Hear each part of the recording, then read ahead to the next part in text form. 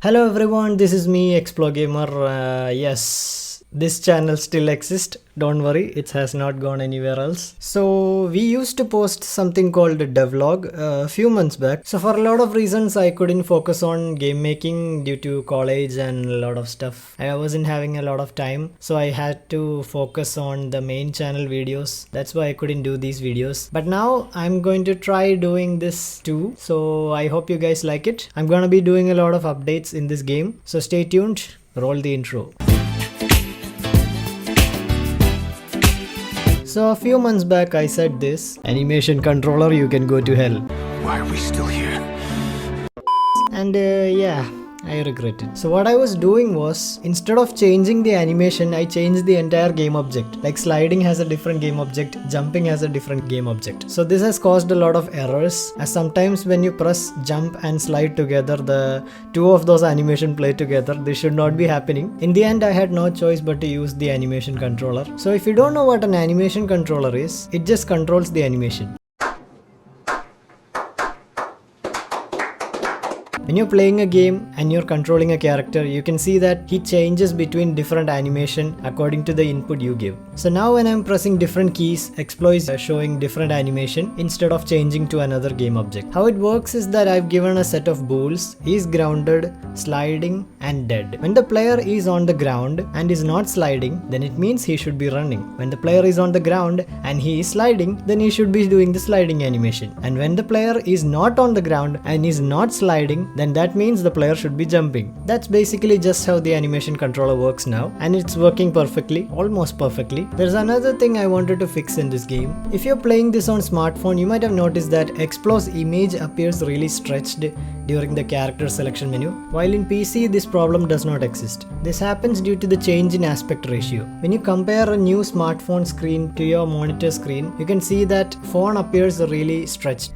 This is because I set the canvas scaling according to the screen size. So I fixed this by setting it to the native size, and now it looks much better. A new thing I added to the game was a slowdown and a speed up power. You can collect these power ups while running and it gives you the certain power. There's also a score multiplier. This doubles the rate at which the score increases. So it helps you get more score in less time. So how they work is that these power icons have a trigger in them, and when the player enters this trigger, if it is a slowdown or speed up power, it will go to the player script and check for the player and then reduce his speed or increase his speed. This will result in the player slowing down or speeding up while running. And now if it is a score multiplier, then the power up calls the level manager. In level manager, as you can see, the score increases with the multiplier of a variable called a score inc, and also it is multiplied to time. And you can see here there's a new variable now. It's called doubler. This value is 1 by default, so it doesn't make any change right now. But when you use the power up, it calls the level manager and it tells to make the doubler's value 2. So the score multiplies 2 times faster. So that's how this thing works. All the obstacle game objects now have an object called special. This special has the 3 powers: the speed up, slow down and the score multiplier. But what happens at the beginning of the game is that it uses the random function and decides which of these 3 would be appearing in this obstacle at this moment. So you can see here that the random function selects a number from 0 to 6. 7 is not included because it's the last number. So 0, 1, 2, 3, 4, 5, 6. You can see that when the numbers 1, 3 or 5 appears, there's a special attached to them. So there is a possibility of 3 by 7 that a special power appears during the spawning of an obstacle.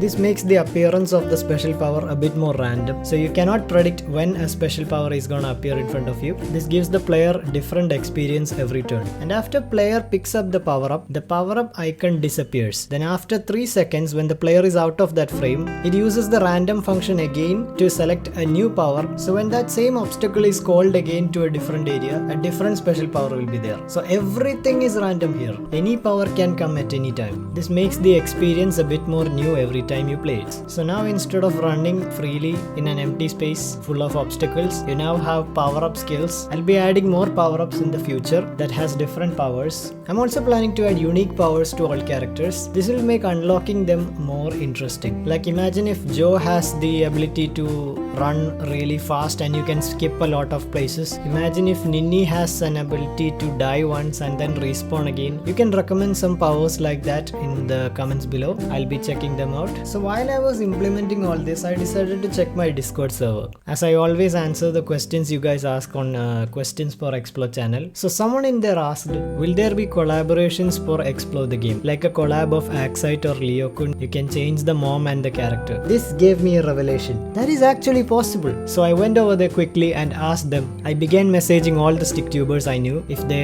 they could give me their files so I can add them and their mom character. Since they were all really kind YouTubers, they agreed, and I went straight away into the game file and started importing their characters.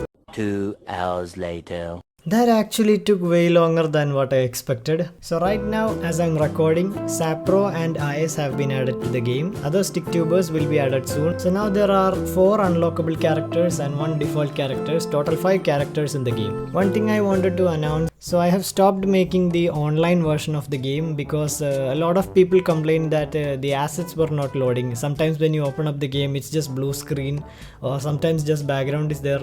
Some images are not loading and stuff like this happen only in the online version. So it might be only a problem exclusive to the online version. So I think it's better to play this game offline. Now you will no longer be able to access the web version of this game.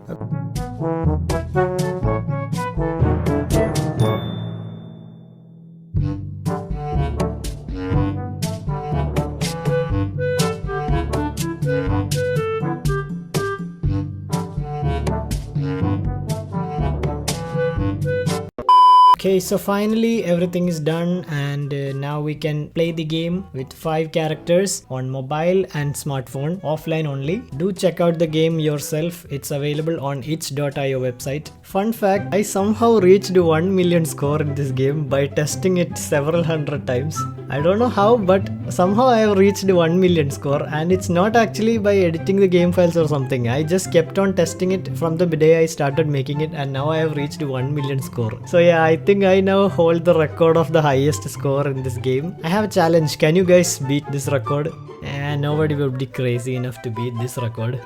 But can you? So yeah, that's it for this video. Sorry for not uploading for a long ass time. And yeah, I'll try making more updates more frequently in this game. Do support me in this channel too. Right now I have 3000 downloads. I never expected this many people to download the game and test it out. So a big thanks to you guys for joining me in this journey. See you guys in the next devlog.